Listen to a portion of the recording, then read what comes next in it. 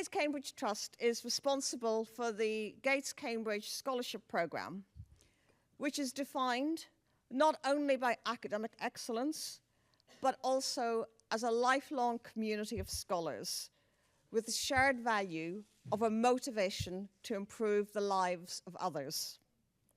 Many of the members of that community are dedicating their lives to working on some of the most difficult issues facing humanity. It is therefore a particular pleasure to welcome our speakers this evening. Professor Sir Stephen O'Reilly is the co-director of the Wellcome MRC Institute of Metabolic Science and director of the MRC Metabolic Diseases Unit. Professor Sadaf Farooqi is professor of metabolism and medicine at the Wellcome MRC Institute. Steve and Sadaf are exceptional scientists who individually and together are responsible for profound advances in our understanding in the genetic causes of obesity. Both, of course, are fellows of the Royal Society, but to read out the list of distinguished prizes, awards, honorary degrees that each of them holds could keep me on this stage for quite a while. But you didn't come to listen to me. So I shall simply thank our extremely distinguished speakers for being with us here this evening and leave the floor to them. Thank you.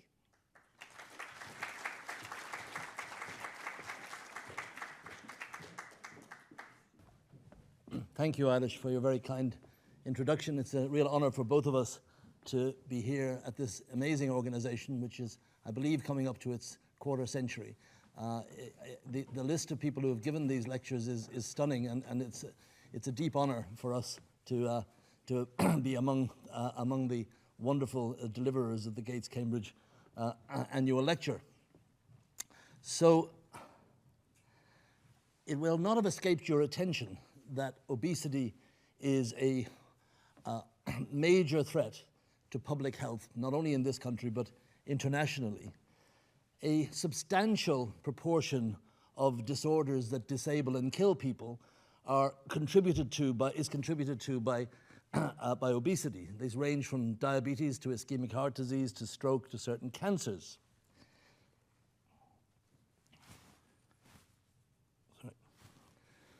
In the UK, some 25% of adults are obese and a further 40% are overweight. The more severe the obesity, the more severe the complications. And it not only has impacts on health and well-being, but it has a tremendous detrimental impact on access to education, access to employment, and the tremendous stigma that it's associated with individuals, particularly with morbid obesity. Obesity has indeed become more common. But it hasn't just become more common in the last 20 or 30 years. The trend is much longer than that. This is data from 1890. It's from a survey of recruits to the North American an army in North America, a pretty representative cohort. And you can see that the prevalence of obesity at that stage in the USA was around 3.4%. The prevalence of obesity as defined by a BMI over 30 now, as I say in the United States, is over 35%, tenfold increased. The trend of increase hasn't just been symmetrical. There's been a particular increase in the prevalence of people who are on the far end of the body mass index spectrum, something we don't quite yet understand. This, of course, has led people to conclude that obesity is a totally modern disease and is entirely driven by the changes that we've seen over the last 100 years. But of course, that's not true, because the Paleolithic sculptors of the Venus of Willendorf couldn't possibly have conceived of a woman of this shape without actually having witnessed one. So body mass indices of 40 or more have always been with us, except just not quite as common as they were nowadays. But we're not the first individuals to struggle with obesity. Hippocrates found it very, very difficult to manage his obese patients and thought that they should just eat once a day, take no bath, sleep on a hard bed, and walk naked as long as possible. And some would conclude that we haven't made much more progress than then in our management of people with obesity. And we're not the first age to wring our hands and say how terrible the obesity problem is. Thomas Short in 1728 in Britain saw that no age had seen more instances of corpulency than our own. So we are dealing with a problem that has increased in prevalence, but a problem that's always been with us. If we are in such a toxic, obese environment, why isn't everybody fat?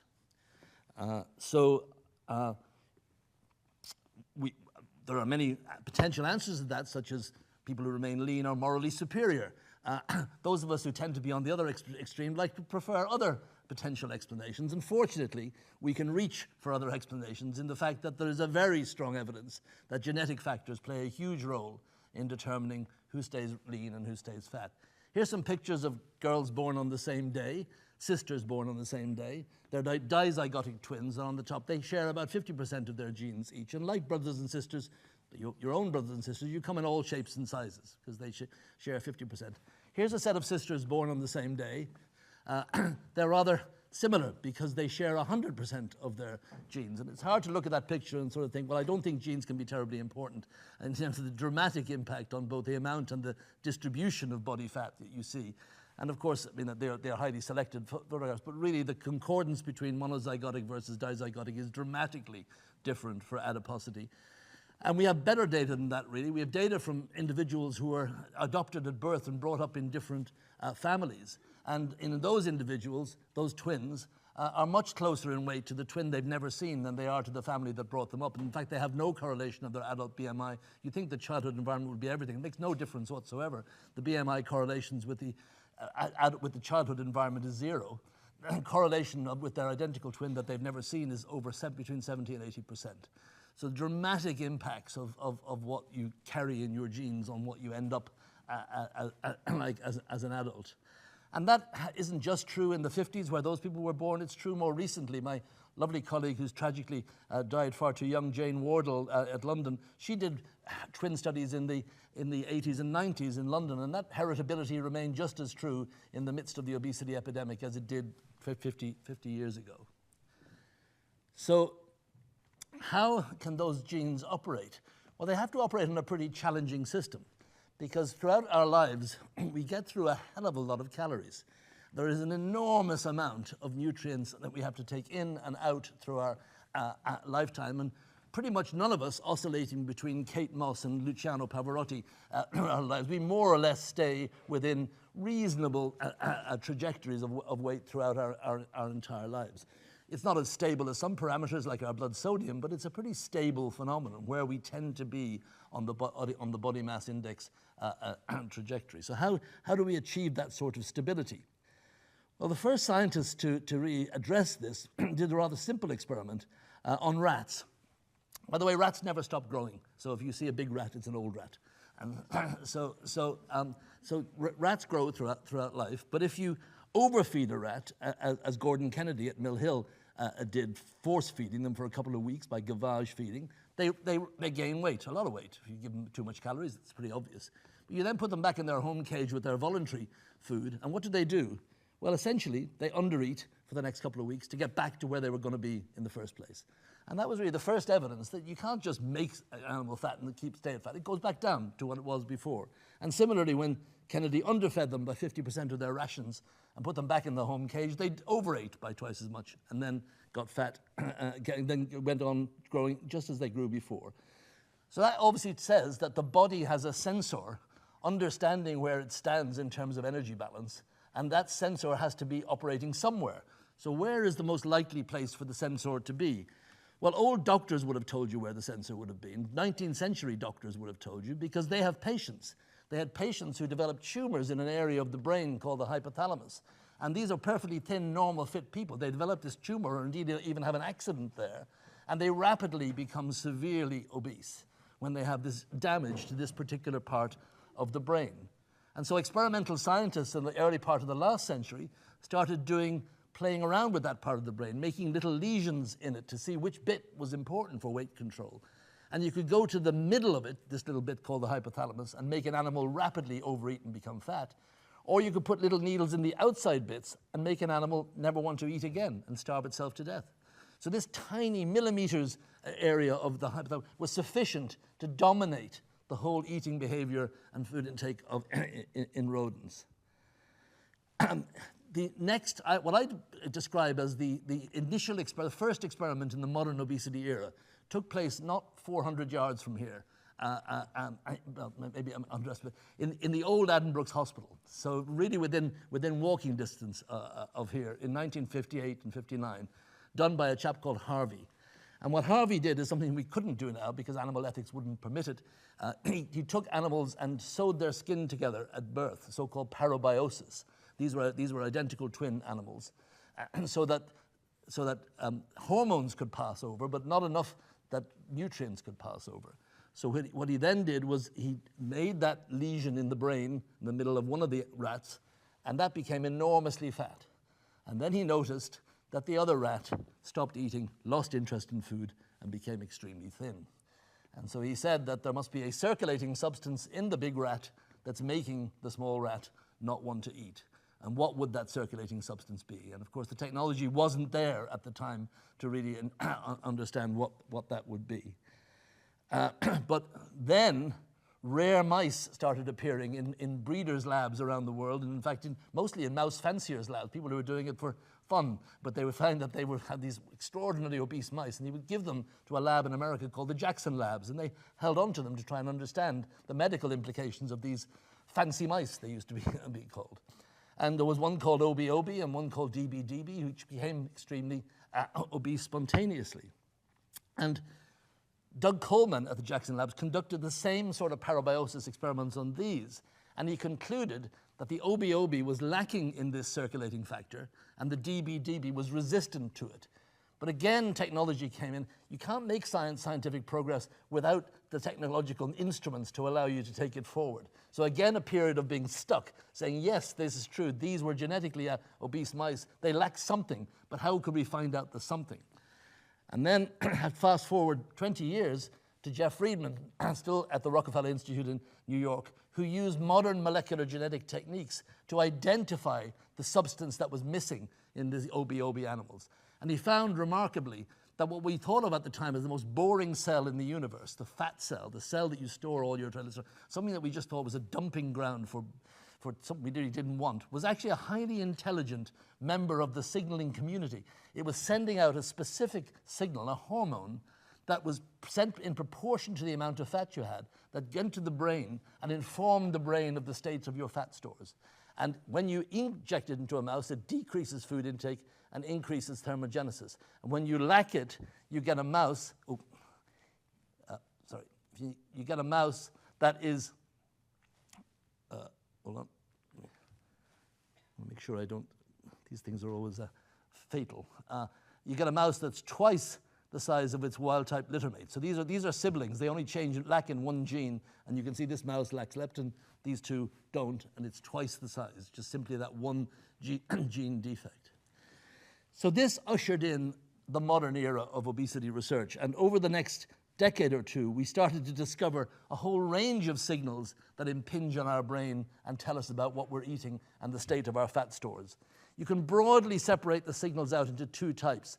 The fat cell-derived signals, mainly leptin, that give you a signal of long-term, how much food do you have stored and what's your state of storage.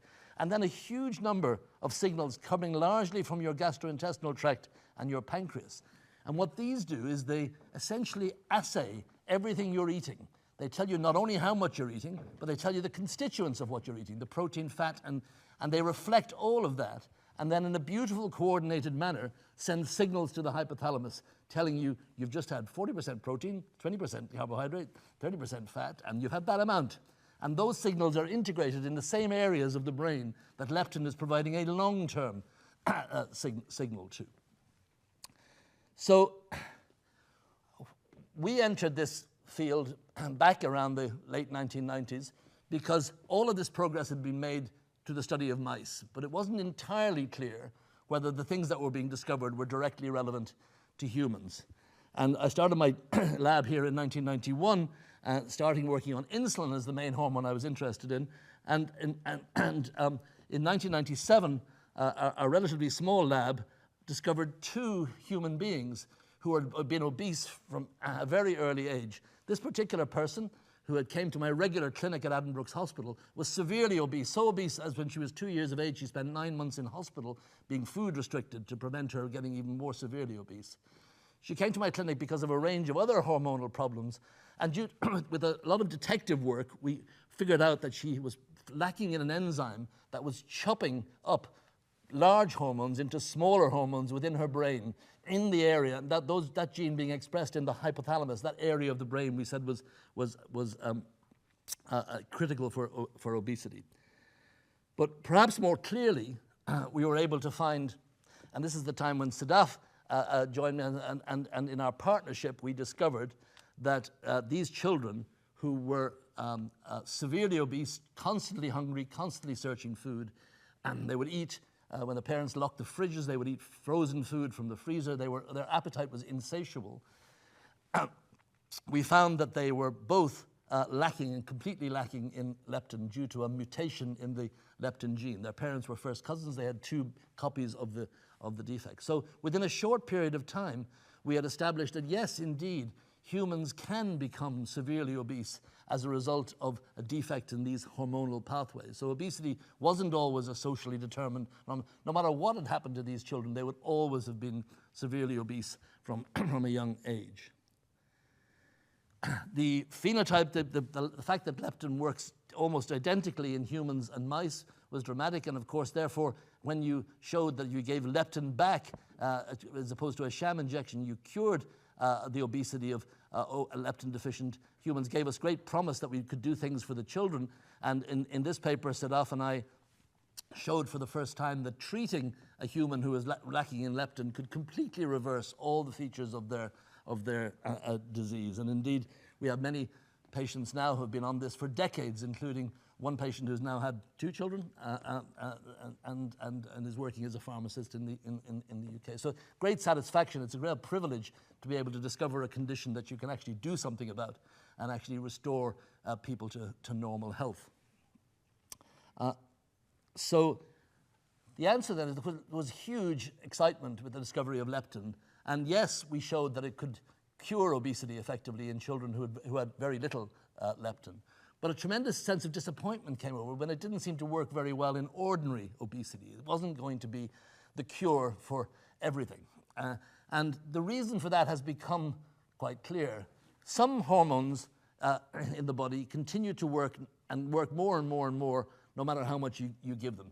If I had a big vat of insulin here, there's nobody in this audience that I couldn't render unconscious by giving you enough insulin. It'd just give you more of it. It would take more, but it would work more and more the more I give of it. Whereas with leptin, that's not really the case. Leptin works exceptionally well when going from none to some, but flattens off very quickly when going from some to more. And as my mentor in Boston, Jeff Flower, beautifully demonstrated, leptin probably evolved not to prevent obesity, but to be a signal that signals when we're being too starved. Its normal job is to signal the transition between the adequately and the inadequately nourished state. So that when leptin drops, that's when the signals really happen in the brain. When your leptin levels drop, you become ravenously hungry, you overeat, you switch off your reproductive activity, you switch on stress hormones. So all of these are results of a drop in leptin. And that was probably the key evolutionary driver of the development of this hormone. It's a bit like Sherlock Holmes' dog that didn't bark in the night. It's doing much more signaling in its absence than its presence. That launched us into a new era of trying to see, first of all, can we understand how leptin works in the brain? And secondly, if we find those areas that work in the brain, are they too defective in people with obesity? Now, Roger Cohen, now at the University of Michigan, was the first person to start to dissect the downstream actions of leptin within the hypothalamus, in particular through a system of yin and yang neurons, the so-called POMC neurons, which positively mediate leptin action, and their partner neurons, the AGRP, which actually antagonize leptin action. And they're sitting very close to each other in the brain and converging on the next order neurons within the brain, expressing and I'll just focus on one of these receptors, the melanocortin-4 receptor within the brain. So this was an area we focused on, and joining us in the lab around that time are people who be familiar to some of them. Giles is one of the most familiar faces of obesity. Giles has become one of our great communicators to the public about obesity. Giles joined us as a postdoc in the early 2000s, or late 1990s, and then Tony Call a little bit later. And this body of work that we've been involved in has really been a collaborative body of work between all of us since that time. We discovered that if you lack this receptor, the melanocortin-4 receptor, you are also extremely obese, and obese largely because of an increase in food intake. And in this remarkable experiment that Sadaf executed and we designed and looked at in our clinical research facility, and one of the features of our work, I think, that other people didn't do was take the trouble of not only finding these genes, but bringing people in, and they volunteering quite wonderfully as very motivated participants and being partners in research, and coming in and actually being phenotyped. In other words, all the features of their illness being characterized within our clinical research facility up at Addenbrooke's. So in this experiment, for example, we've directly measured the food intake of these people at an ad lib meal, just simply how much they want to eat. They were just left at a table, but we were carefully measuring without them realizing we were carefully measuring everything that was eaten. And you can see that the leptin deficient children eat a vast amount compared to controls. But with this gene, MC4 here, there are so many, it's much, much commoner than leptin deficiency. We were able to take the mutation we found, put it in a test tube, measure how defective it was in a test tube, and predict how much people would eat when they sat in front of a meal. So a remarkable correlation between the functional property of a single molecule in the brain and what we think of as a complex human decision-making but actually being really driven very strongly by signaling properties of a specific CNS molecule. So we found that if you took obese children coming to an obese children's clinic, 5% of them were obese because they had mutations in this. This may not seem very much, but it was a substantial chunk of a practice that was previously almost unknown as to what the etiology and cause was. And more recently, in collaboration with our colleagues in Bristol, who have done a birth cohort. In other words, we were able to study every single person who was born in 1 year in 1996. And be able to get the DNA and look at so the entire population, so we could get a real estimate of how prevalent this is. And 1 in 330 people carry a loss of function mutation, and that's only in one of the two alleles. And those people, and because they follow them up, if you have that, you go into adulthood at the age of 18 with 18 kilos more, 15 kilos of which is fat. So 200,000 people in Britain are wandering around with these mutations, and almost certainly very few, if any of them, know about it, but they've gone into adult life at the age of 18 with about 18 kilos more than they would if they hadn't carried that allele. So again, we've gone deeper into trying to understand the central mechanisms of these melanocortin signaling. Melanocortin receptors, the MC4 I've just told you about, is one of a family of 5 receptors. They all bind to peptides made from this precursor, POMC. And just to take you back, that very first patient I mentioned to you, the one that was in my clinic, she was the person had a lack in this enzyme that chops the precursor into the active peptides, and hence she had a range of different endocrine problems, including obesity. This is a great example of how evolution drives diverse functions of a family of peptides in all sorts of parts of our body. For example, MC1R controls your skin pigmentation. It determines whether you're a redhead or not. MC2 controls your adrenal gland. You can't make any cortisol without MC2. MC5 controls your sebum, the amount of sebaceous gland activity that you have in your body. The only two that are in the brain are MC3 and MC4. MC4 I've told you about. If you lack that, you're certainly overeating and very obese, and you also burn off a little bit less calories. MC3 is equally highly expressed in the brain, but a bit of a mystery receptor. Roger Cohn and others knocked it out in a mouse, and they found that the mouse wasn't obese. It had slightly smaller, slightly more fat than lean. So there's a little bit of uncertainty as to what the MC3 receptor was doing. So in a more recent piece of work that we've led, we've got some very interesting and novel data relating to what MC3 receptor is doing in humans. And this is where you'll have heard of the UK Biobank and maybe wondered everyone says what a wonderful resource it is and how great it will be for medical research. This is just a nice example, I think, of showing you how it really is in real time. Scientists sitting in my lab, we didn't generate UK Biobank, it's just there for us. We were able to use it to generate new biological insights. So what we did was we found mutations in the melanocortin 3 receptor that were found in UK Biobank, and we put them in the test tube, and showed some of the mutations were normal, some of them definitely failed in signaling, and some were modestly failed in signaling. There were many, many hundreds of people in UK Biobank who carried those, and then we simply asked, what do people who carry these defective MC3R receptor mutations, what do they look like? Well, remarkably, they have a delayed effect on their puberty is delayed, they're shorter as adults, they have lower amounts of lean mass, and their IGF-1, their growth hormone-related protein, is lower. So everybody in the UK, these are normal people perfectly healthy, but they carry one partially defective allele of MC3. And they go into puberty later, they're shorter, they have less muscle, less lean mass, importantly, not a milligram more fat. So if you did this with MC4, the other receptor, they'd be much fatter, but there's no sign of any impact of this on obesity. We then turned to another study in the UK, again another remarkable resource. People from Bangladesh and Pakistan who volunteered to have their DNA sequenced. They're often from families where there's first cousin marriages, so we can find people who have 2 bad copies. And we found a person who had 2 bad copies. This person went into puberty at 25 and a terribly low amount of skeletal muscle mass, really low, way below what you would have expected for the thing. We then turned to mice and asked, what happens if we knock this gene out in mice?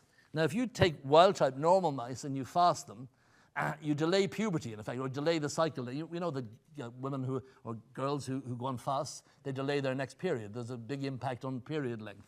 And exactly the same thing happens with fasting in mice. But if you have an MC3 lack, there's no effect at all. Your reproductive system is blind to fasting.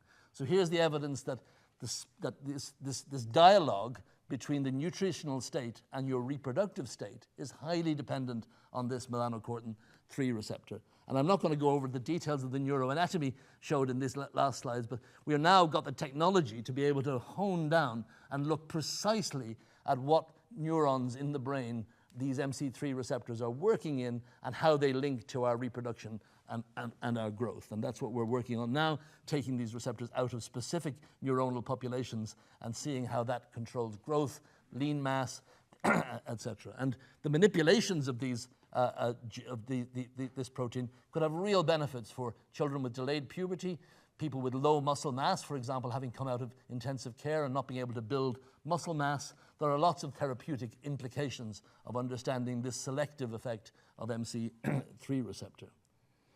So this has allowed us to provide a new model. So we signal things like leptin and insulin through these neurons in the brain, but then we have a bifurcating pathway in the brain. Through our MC4, we regulate our appetite and energy storage, and through our MC3, we regulate growth, lean mass, and timing of sexual maturation. So we've hardwired in our brain decision-making trees that tell us how to acquire and dispose of nutrients on the one hand, acquire and retain nutrients on the one hand, and where to dispose them. When we have excess nutrients, what do we do with them? We grow, we put on muscle, we get into puberty earlier because life's good out there, so it's time to reproduce. And so that is how our brain bifurcates this signal. And indeed, this bifurcating model has explanatory power. If you have people with leptin deficiency, for example, you have all of these problems: reduced linear growth, extreme pubertal delay, hyperphagia. This is replicated by MC4 deficiency. These are, but these do not occur in MC4R deficiency, and that's because growth hormone and the neuropeptides controlling reproduction happen through MC3R. So in my final slide, I'm just going to say that there's a kind of historical importance of these findings, because over the last 100 years, we've all got taller as we've got better nourished. We've also gone into puberty far, far earlier than we used to. And we've never quite understood how these improvements in our nutritional state have led to these changes in height and these changes in age at puberty. And in fact, we now believe that this melanocortin 3 receptor pathway is effectively the pathway which the body has used to drive these changes in secular changes over time. So in summary, hypothalamic melanocortin system senses nutrient status through leptin, insulin, amino acids. It acts through MC3 to regulate the release of hormones controlling growth and lean mass, and provides a very plausible anatomical substrate for the profound secular changes in human height and puberty. And with that, I'm going to hand over to Sadaf.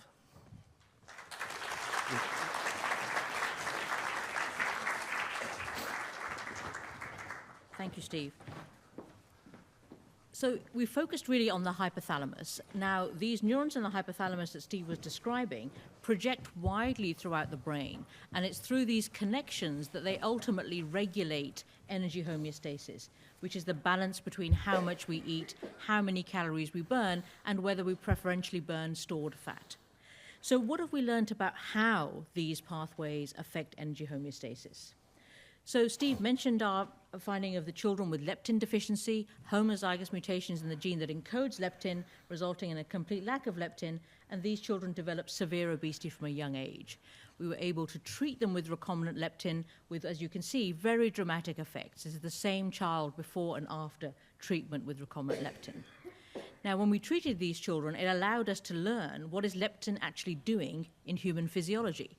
Now, without leptin, the key feature was really that these children are constantly hungry, they were always wanting food, and they would want to eat any kind of food to satisfy their appetite, even hospital food, which is obviously a disorder of appetite. So we showed that actually when we treat them with leptin, after 4 days actually, you see a dramatic reduction in their eating behavior and they eat a lot less. But I was really intrigued by how come they really like any kind of food, even this kind of bland food, and I didn't really understand what it means. But then we did a study with my colleague Paul Fletcher in psychiatry where we said, could we look at what's happening in the brain? Okay? And we were interested in whether this affects the rewarding properties of food, whether you like food. And so we had to do a fairly simple paradigm. And what we did was we had people lying in an MRI scanner, so you see the structure of the brain. But if when you're lying in the scanner you show pictures, you can see which parts of the brain are activated or light up in response to that stimulus, right? So if you were doing a dementia study, you'd be giving people memory tasks when they're lying in the scanner and seeing which parts of the brain light up. So we had to think of a simple equivalent, and so we showed them pictures of food versus not food as a control. Okay? And what we found was that the leptin-deficient children, anytime you showed them a picture of food, there was huge activation in certain areas of the brain, the striatum, some reward areas of the brain that generally in all of us would light up with pleasurable things, drugs, smoking, alcohol, and other things which I won't mention today. So food activates all of these reward centers in these children. And when we treated them with leptin, that response was markedly reduced. What was really interesting is we saw a distinct change in behavior as well. So it's shown by this slide. So a very simple way of recording how much you like food. So what we found is in these children, before they were treated with leptin, they really liked the cake. They rate it very highly, but they also really like cauliflower. It's obviously abnormal. Okay. And then 7 days of leptin treatment, and they kind of quite like the cake. Leptin's clearly working. Their appetite's reduced. They haven't lost any weight yet. And now you can see they rate the cauliflower as 0 out of 10, a more normal response. Okay. And so what is fascinating about this is that a complex behavior, such as how much you like food, is also modulated by a hormone, such as leptin. Now, as Steve described, this disorder is very rare, but this physiology is common to all of us, right? So if you're hungry and you don't eat anything for several days, you still won't get down to this low level of leptin, or no leptin, but imagine how hungry you would be. You'd probably even want cauliflower if you were that hungry, okay? But actually, if you've had a meal and you're fed, maybe you become a bit more choosy. You're not that interested in certain foods, you might like others, okay? And that physiology is regulated by the hormone leptin. So we were intrigued about how leptin might be affecting other parts of eating behavior, because actually our colleagues who work in mice were already beginning to understand that actually this pathway affects quite a few things about eating behavior. And one of the things that they looked at was that actually this pathway, the leptin-melanocortin pathway, seems to affect food preference. So do you prefer to have fat or carbohydrate?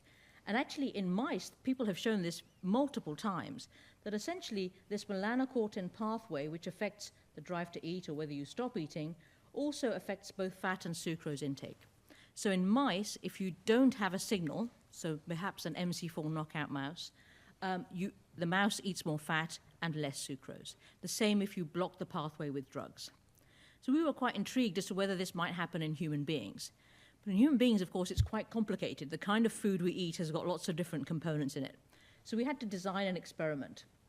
And so this work was led by Agatha van der Klauw, a clinician scientist in our team. And what we did was we came up with a meal where you could vary the fat content, but nobody could tell. Okay? That's actually quite hard to do. And so what we ended up with, I think the students will recognize this, is chicken korma and rice, very traditional British dish. And we were able to vary the fat content, but nobody could really tell because it's all mixed in with the sauce. And what happened was we gave people who were normal weight, obese, or had an MC4R mutation large amounts of these 3 different meals, low, medium, and high-fat chicken korma. And what we found is that everybody ate about the same total amount, but the people with the MC4R mutation ate significantly more from the high-fat meal without realizing it. Okay? So that was quite interesting. It very much is in line with what's been seen in mice. But we thought, is it the fat, the nutrient, or is it actually the fact that it's very palatable and something else rewarding would do the same? So we then tested sugar, and here we used eaten mess, okay? And we varied the sucrose content of the eaten mess. And interestingly, what we found is that people with the MC4R mutation really didn't like the eaten mess at all. Certainly not the high sucrose one, but they actually didn't like most of it. And in fact, they didn't want to do the test. So intriguingly, just like in mice, in humans, MC4R and that whole pathway regulates food preference. Now, why should it do so? Well, actually, as Steve described, this is a pathway to defend against starvation. So if you disrupt this pathway, it's like being starved. So clearly you would want to eat more, that drive to eat. Food would be rewarding. You'd want to eat any kind of food. And actually you would preferentially want to have fat, because the more fat you have, you get twice as many calories, and you can also store fat more easily than you can carbohydrate. So we think this is telling us something very fundamental about the way the brain is wired. And collectively, this allows us to kind of build a bit of a unifying model of human eating behavior, which prior to this, really, many people had thought was just simply down to voluntary control. There are clearly areas in the brain that drive food intake. There are clearly areas in the brain, particularly the brainstem, that relate to satiety, fullness for meals. And there are areas that regulate reward, how rewarding food is. Now, we have biological signals that we've described that activate those pathways, but also things in our environment act on the same pathways in the brain. So advertising, the smell of food, reading a menu, colleagues have shown that all of these kind of external environmental signals activate those same pathways in the brain. So what about downstream, if you like, of, and not just appetite in the brain? Well, we had an interesting observation when we studied the MC4R deficient patients, is that actually, despite their severe obesity, they had very low levels of hypertension, high blood pressure. In fact, their average blood pressures were quite reasonable despite their severe obesity. And when we did some clamps, now this is quite an invasive test that we do to look at insulin resistance, where a person is actually having an insulin infusion intravenously, which normally drops your blood glucose pretty swiftly, but on the other arm you're giving them glucose to try to keep up. And you can use the amount of glucose you're putting in to measure how insulin sensitive or insulin resistant they are. But here what we learned is actually the insulin resistance was the same between people with MC4R mutations and controls, but actually what should have been a very stressful stimulus was not really affecting their heart rate as much. So in controls, your heart rate goes up as this all starts going, but in the MC4 deficient patients, the heart rate increase is much less. And by the end of the clamp, some hours later, it's 8 beats per minute less. So these people actually have impaired sympathetic tone, and therefore they don't drive up their blood pressure. At the same time, colleagues at Lilly, who had made a drug that was targeting MC4R, we've shown it's a really important regulator of appetite and weight, they were very optimistic, and it did indeed lead to weight loss. But the problem is it led to an increase in blood pressure. So losing function through MC4 in the patients lowers blood pressure, increasing function through MC4 by giving a drug increases blood pressure. So that was bad news for this drug. In fact, they blamed us, I think, for closing down their program. So what is actually working? Well, actually, some years later, we've done some studies with Michael Cowley in mice and showed that actually if you take obese mice, regular obese mice, fed a high-fat diet, of course, those mice have a high blood pressure, just as people do. Okay? But in mice that are lacking leptin or the leptin receptor, despite being very obese, those mice don't have high blood pressure, just like the patients we've just described. If you give leptin-deficient mice back leptin, they lose weight, but their blood pressure actually goes up. And so what this points to is effectively a system which links the regulation of weight and the regulation of blood pressure. And so in people, most people, if they gain weight, their blood pressure tends to go a bit up, and if they lose weight, the blood pressure comes down. And it's likely that this system explains a major part of that, in that as you gain more fat, your leptin levels go up, sending a signal through the MC4 system, through the sympathetic nervous system, to drive up blood pressure. And in the patients who have mutations in this pathway, that doesn't happen.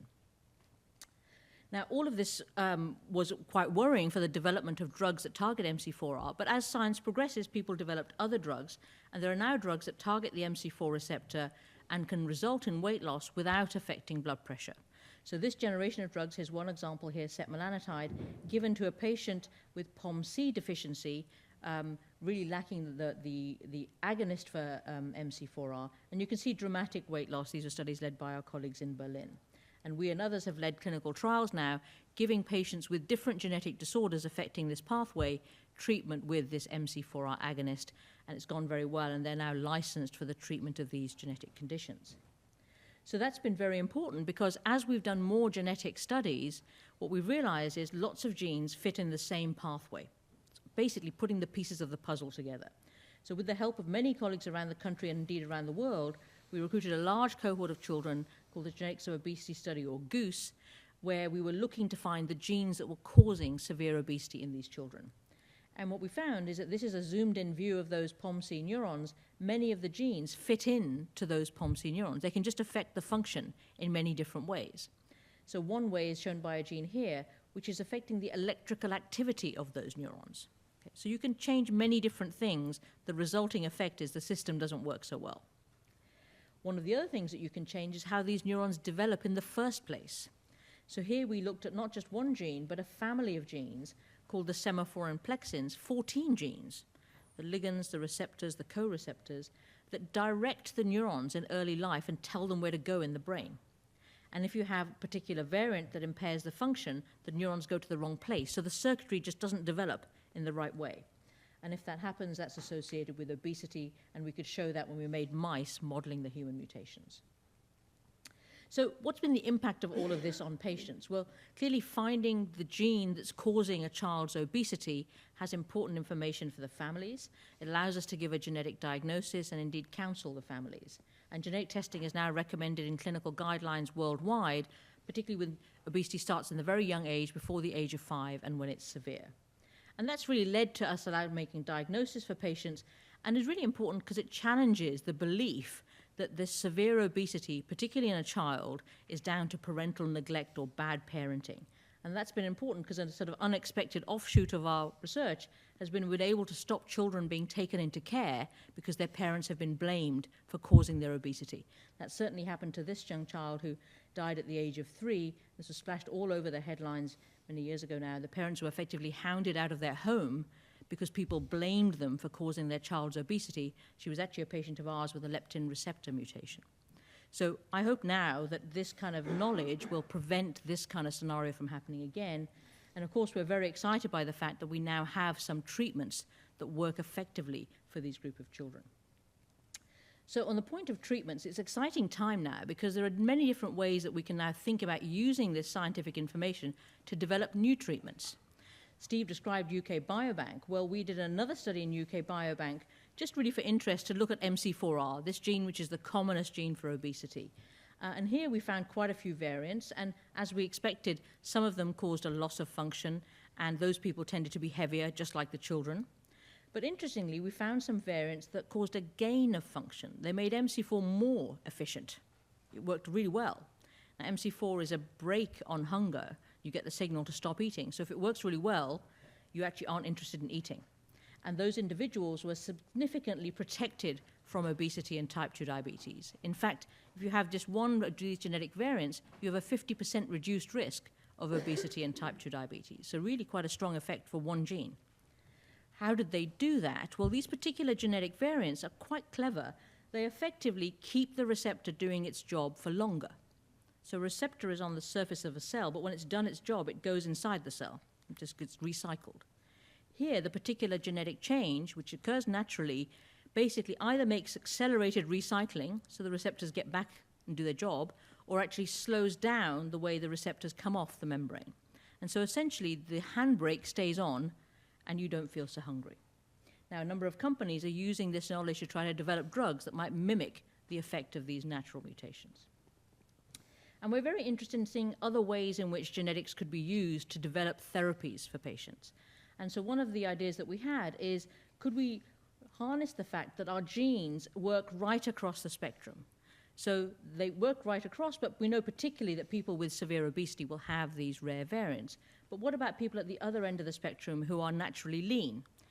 To be honest, I've never been particularly interested in those individuals. That's just a personal belief. But then we thought maybe they could teach us something. And what we did then was work very hard, and huge credit to the team who worked to do this, to harness the collective strengths of our NHS system to recruit patients from general practice across the country who were naturally thin. Again, that's quite hard to do because people who can be thin may have other diseases, they may have psychiatric disorders, they may have eating disorders, etc. So we worked very hard to exclude people who had all of those conditions. And we wanted people who were really thin, a BMI of 18. Okay. And interestingly, we did get a big cohort. It's 3,000 people now.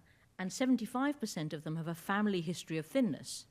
And quite remarkably, people were really quite worried about being so thin. I found that a bit hard to believe. But actually, they had been often trying to gain weight, and they couldn't really gain weight. And they were worried, why are they so thin? Often people were blaming these individuals for having you must have an eating disorder, you're obviously lying to us, this kind of sort of psychology. So anyway, we're very interested in trying to figure out why these people stay thin. Sorry, I'm convinced that we should figure it out. But what we found was that actually when we do a genome-wide association study, which is looking for common genetic changes, you find many genetic changes that are increasing the risk of obesity. They're high number in people who have obesity. There's a kind of medium level in people who are normal weight. And people who are thin have a really low number of these genetic changes. So people who are very thin are thin because they have biological factors keeping them thin. And that's a really important lesson. So what we're doing now is we're bringing in people who have different genetic changes driving their thinness and trying to understand how this works. Okay? And so we have some state-of-the-art clinical research facilities in Cambridge where we can do many different things. We can control people's temperature. We can drop the temperature and see how people respond to the cold. We can also do what we call overfeeding studies. These are ethically approved. We give people large amounts of calories and we see how does their body respond. Okay? So one example was an individual who we saw who weighed 42 kilos, age 27, desperate to try and gain weight. I'm trying to feel empathetic towards him, but what we did was we overfed him for 7 days. So we gave him 100% extra calories than he should have had. Really controlled environment. His weight didn't change at all. Really quite remarkable, okay? He was on watch the whole time. He was allowed out for half an hour with a nurse next to him. So there was no way he was doing anything else. So there are people who are, and we probably anecdotally all know them, who are biologically thin, and we're really interested in trying to figure out how come and see if we can harness that. And it's a really good time, I think, to be trying to understand the biology and take it forward to develop new treatments for people, particularly with severe obesity. And this comes on the back of, for many years, actually, there's been a very hard challenge in trying to find effective medications that are also safe. Okay. Here's just a sort of timeline showing that many drugs have been developed over the decades. Certainly for most of our careers, we've had at most one drug that we could give to patients with obesity. That's a pretty feeble kind of place to stand. And most of those drugs might have given you maybe 3 to 5% weight loss. But of course, you'll know that that has dramatically changed, and you'll have heard about this in the media. There's a new generation of anti-obesity medications. There's a lot of interest in the media on those, and rightly so, because actually they're incredibly effective. This is an important graph, but indeed it's already out of date because some of these drugs are now giving 20%, 25% weight loss. So really quite significant compared to most of the drugs we had in the past, which were maybe 3 or 5% weight loss. So these are kind of very exciting. And one of the major classes of drugs affect a receptor called GLP-1 receptor, which acts on many different systems, but a major effect of this is on the brain and on those appetite pathways that we were talking about. These drugs are harnessing those pathways and leading to a reduction in appetite and indeed in reward for patients who are treated with these drugs. So it's very exciting to see that harnessing that system can be very effective. So really just to conclude, we've shown that the central melanocortin pathway integrates hormonal signals to modulate food intake and body weight in humans. This pathway also couples nutritional state to growth, body composition, and pubertal timing. Genetic variation in this whole system plays a major role in the susceptibility to obesity. And increasingly now we're seeing the success of precision medicine approaches to treat people with specific subtypes of obesity. And it's particularly exciting that effectively this work provides proof of principle that you can safely target these appetite systems for therapy that's also now relevant for common obesity. And with that, I'd like to finish by thanking our many colleagues around the world with whom we've collaborated over many years, in particular the physicians who've referred patients to the Goose cohort and our funding bodies. Thanks to all of our teams. This work is done by lots of people from many different backgrounds and from around the world, and really huge thanks to all of them and indeed to our current lab members and most importantly to the patients and their families. Thank you very much.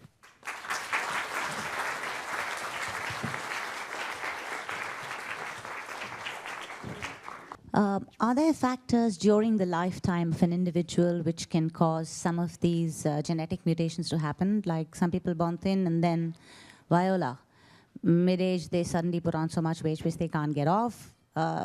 Could these be psychiatric medicines? Could this be trauma? What are some factors during lifetime which can cause some of these variations? So obviously we talked about genetic conditions, and so generally you're born with those and those remain throughout life.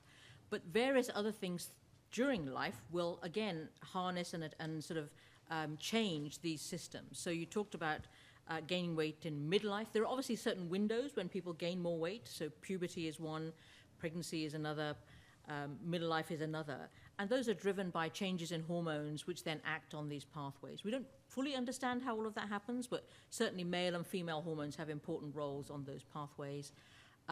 Drugs certainly affect those pathways. So major groups of drugs are antidepressants, anti-anxiety drugs. In fact, we can show with some very specific molecules like the serotonin system. Now, that's very important for Prozac, fluoxetine, those drugs.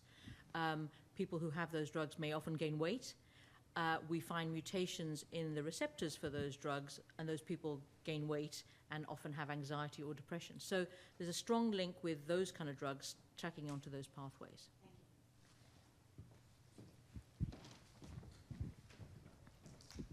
Thank you very much. At the beginning of the presentation, we saw a beautiful graph that was showing that in the past, weight was very normally distributed. And nowadays, you sort of see this almost like a bimodal distribution, with obesity increasing very rapidly.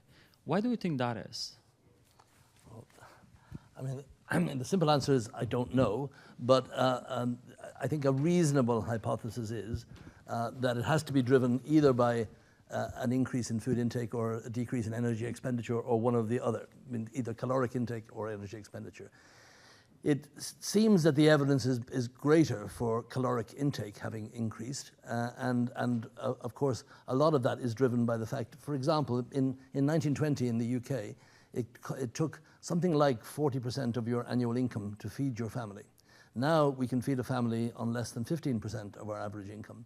So food has become remarkably cheaper and easier, and because of food transport, because of mechanization, because of all of this, it's a great boon that we're no longer hungry or starving. I mean, remarkably, that the lack of calories was not just present among the very poor. I remember my grandfather was a carpenter. They had a family of 7. He was employed, but my mother told me that during her youth, she regularly went to bed very hungry because there wasn't enough food. And it was very, very common, even in the beginning of the last century, for most people in middle class or lower middle class not to have enough food. It's almost inconceivable now not to have enough calories. And of course, you may say that in the last few years, we're getting so imbalanced in the UK that there is real and abject poverty returning to undernutrition in some very impoverished areas of Britain. But by and large, food has become much more available. So we can all kind of reach, if we have a natural tendency to be obese, there's enough food around to ensure that we do so. And of course, then the other factors, very few in manual labor jobs, very few jobs that you're expending 5,000 to 6,000 calories a day that you used to in the fields and in laboring. And so a multiplicity of factors coming around. I think there are some things that are uncontroversial, some things that are controversial. The controversial things are, is there particular types of food? Is ultra-processed food particularly bad? And I think the more in the controversial areas, I think the data is uncertain, and that's why they're controversial. And I'm not going to answer those for you today because I don't think we've got the information in. But broadly, they're the two factors and very important. And I should say we work in an institute where 2 floors of our institute work on the sorts of science that we do, but an entire floor run by my colleague Nick Wareham focuses entirely or largely on these social, economic, nutritional and other factors. So we don't dismiss, as a broad institute, we have a real interest in those other non-biological factors driving obesity. Thank you for the talk. This is very interesting. I'm just curious about this one patient that you mentioned, which you guys fed 100% more and did not gain body mass. Because I mean, when people talk about losing weight, gaining weight, they always say this very simplified version of calories in, calories out. And if somebody's being fed 100% more calories, I'm just curious as to if you guys have an idea of where this excess energy is going if it's not in fat storage. So we don't know. I think that's the kind of $1 million question, literally, possibly. But so the simple answer is we don't know. So we did measure many things. So for example, clinically entirely normal, biochemistry entirely normal. We definitely overfed by 100% for a week. Okay, but the metabolic rate didn't change. The only kind of clue that we had was the person was excessively sweating. Okay, so whether he's able to release extra calories in that way, that's very difficult to measure. But there may well be genetic potential explanations for something like that. So I think the simple answer is we don't know. There are probably different ways of getting rid of some extra calories that we've yet to be able to measure or define. Thank you. I'm going to sneak 2 questions as one. So I was wondering, in your cohorts that had these genetic differences, did they have any differences in terms of their immune system and their response to viruses and diseases? And did you look at epigenetic regulation of those genetic mutations? So taking the immunity question first, so we do see with leptin deficiency that those patients have impaired T-cell mediated immunity. And we showed in studies with Robert Leckler and Graham Lord that actually even after 7 days of giving leptin back, and the children haven't really lost any weight, but it's clearly working, that you can reverse those effects on the T-cell mediated immunity in the lab. Also, we know that children with leptin deficiency have a very high mortality, and that's particularly from infectious disease and in countries where infectious disease is more common. So certainly there's a link between leptin and immunity. There's a lot of work going on aspects of immunity, on pro-inflammatory responses. So there's a huge kind of area there, and it may well be a signal linking nutrition and immune function. We know that children who are malnourished, for example, obviously are very susceptible to infections. There's a bit of data on melanocortin peptides being involved in inflammatory responses in cells, but we didn't really have any evidence of that in humans. And as to the point of epigenetic regulation, we haven't really looked at epigenetic regulation or epigenetic marks, if you like, around these genes. Quite several reasons. Firstly, those kind of studies probably are best done in transgenerational cohorts, where you can look at how things change in human beings. Secondly, in human beings, the business end is the brain, and so it's very hard to look at that in the brain. There is, however, good evidence from animal models, and we have colleagues in our institute who are very interested in looking at epigenetic changes and their impacts on obesity, often by feeding animals different diets and then in pregnancy seeing what then happens to the offspring. So that's an area of big research in animals initially. Thank you.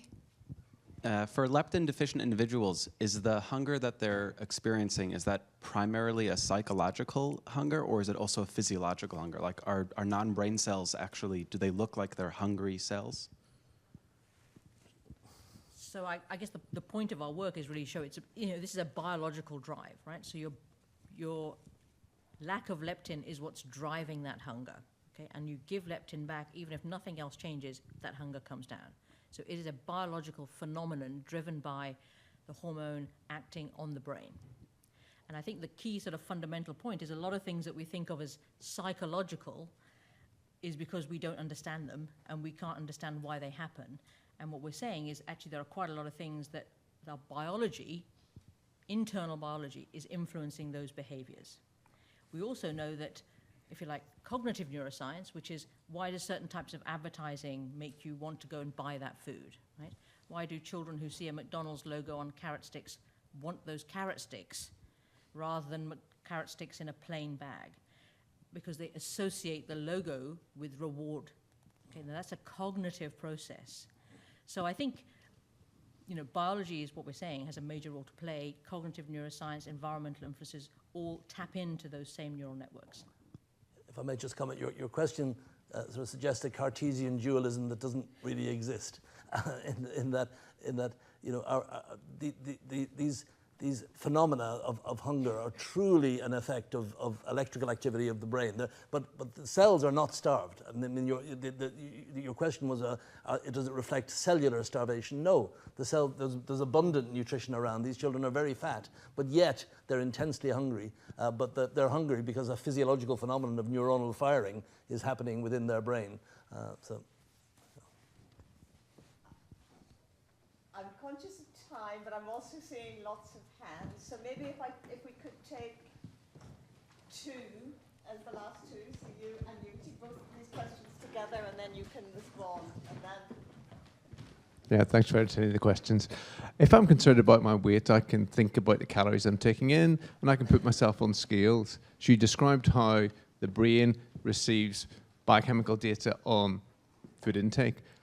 Does the brain have an information system to work out, to know how heavy I am? Do we weigh ourselves without knowing it? So a colleague of ours in Gothenburg thinks there's a gravitostat. And he has done some very interesting experiments in both mice and humans, putting rucksacks full of little lead pellets on humans, and there's some reasonable information that it's not we remain, the community in general remains somewhat unconvinced by this, but there at least is a credible group of scientists studying the effect of how can we actually sense literally what gravitational pull we're having on Earth. Now, I would say that it's still in the realms of exploratory science, and there are some key, experiments that, for example, if people who lose a limb don't suddenly overeat to try and because they're conscious. So there are some loss of function experiments that are not entirely consistent with the existence of a gravitostat. Yeah. And I guess the only other bit to say is that we've tended to think the traditional literature, and you described it a little bit when you showed the parabiosis experiments, was of a set point, a certain level at which your weight is meant to be, and that you return to that level. And certainly that's true in animals with the experiment that Steve showed. It's likely, and John Speakman has elucidated this very nicely, that there's a kind of set point range. Yeah. So there's probably a range through which people are likely to oscillate depending upon their environment. So if you're, in a food deprived scenario, you haven't got as much money, et cetera, you may be at the lower end of the range, whereas actually if there's abundant food and you're not doing much activity, you'll drift towards the upper end of the range. So I think that kind of model probably fits quite well with the biological data, with there being a range, and your genetics effectively influences where that range lies. And our final question. Thank you again. I was interested in what your opinion was on semaglutide, because as you said, it just recently got approved, and we've been seeing it in the media everywhere, but it seems that like a lot of people in the media use it almost recreationally, not necessarily to treat obesity, but you see celebrities, using it just to lose extra weight. And I was wondering if you knew if there was any negative side effects to using it for when you're not really supposed to be, I guess, being prescribed it. So, Yeah, so I think it's the celebrities and all the other people using it. I mean, that's mostly a problem that's happening in the US because of the wide access. And this is on TikTok, Steve. You may not have seen it. So, sorry, I couldn't resist that. Okay. I've got more Twitter followers than you. Yeah, okay. So it's a challenge, I would say, right? Because actually what it's done is it's kind of trivialized what is actually the main way that these drugs are going to be useful. So, you know, we call them deliberately anti-obesity medications because really where they should be useful and they should be being directed is to treat people who have a clinical problem with obesity and it's affecting their health and their lives. And so that's kind of why in the UK a lot of the restrictions around accessing the drug and who can be prescribed the drug and how that's done are being held. The push on the other side is, of course, for a lot of people, even the celebrities and other people who are not particularly heavy, of course it will work. So I think it's a challenging issue. It's probably inevitable a little bit where the licensing and regulation is not so tight. I think the worry is that it might take away from the people where there's strong clinical need. And so there's kind of an important role in educating people and in regulation that needs to come into play there. But, you know, they are life-changing drugs for patients. And briefly, what I would say is that we went through 20, 30 years of having obesity drugs that were neither effective nor safe. Some were effective and very dangerous. Others were safe but ineffective. And at last, we've got agents that are both safe and at least relatively safe and pretty safe and effective. And I think that should be celebrated because I think that will then lead to even safer and more effective treatments because there's now a positivity around the area of developing agents. And I've always said that we need to be treating obesity like we treated hypertension. When I was a junior doctor in the 1970s, I saw tons of people coming into into wards with uncontrolled high blood pressure, strokes, heart attacks. You don't see that anymore, and you don't see that largely because of a combination of public health measures and effective therapy, effective antihypertensive. I'd like to see that happening with obesity. I'd like us to treat it the same way as we treat high blood pressure. Just get it down and get people fitter and better and not have the nasty end effects of these conditions. So I think it's really appropriate that we end the formal part of the evening on that note of positivity and optimism, because I think that really fits with the Gates-Cambridge philosophy and values. So our scholars working on really big problems, as indeed our speakers this evening clearly are. And often that must be really tough, and there must be lots of things that don't quite work, and the sense of the magnitude of the challenges that you're trying to address is certainly conveyed in everything that you said, but also your sense in which you demonstrated, you know, at some point there is a breakthrough, like leptin, and that sounds so simple now. You find the deficiency and you can do something about it, and the ramifications of that are not just biological and medical, right through into the social impact of that as well, which is amazing.